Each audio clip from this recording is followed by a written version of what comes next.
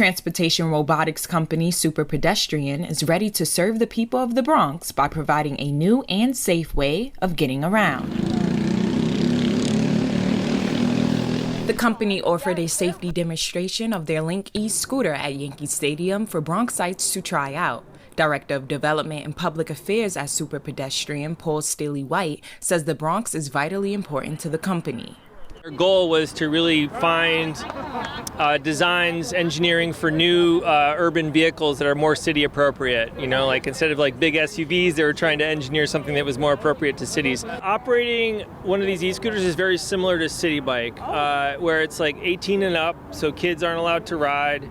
But the pricing structure and the way these will be organized on the street will be very similar to City Bike. New York City Department of Transportation released a RFEI, request for expressions of interest for e-scooters, last week. The pilot program would be designated to operate in areas outside of Manhattan and in neighborhoods underserved by City Bike.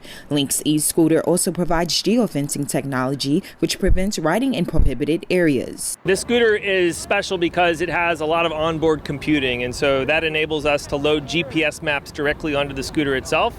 So the scooter will actually stop, or come to a safe stop if it tries to go onto a sidewalk or a pedestrian area. It's called geofencing, and it allows us to control the scooters in a way that really helps protect pedestrians. Community relations consultant for Superpedestrian, Paul Mondesire, says it's important New Yorkers have alternative transportation options amid the pandemic.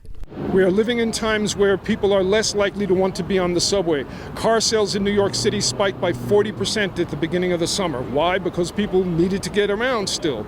But adding more cars into a city that is already saturated with cars makes it that much more difficult. And guys, the next time you're thinking about traveling across the Bronx, think about Link e-scooter.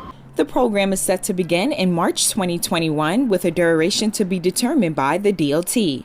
Reporting for BronxNet, Tiffaney.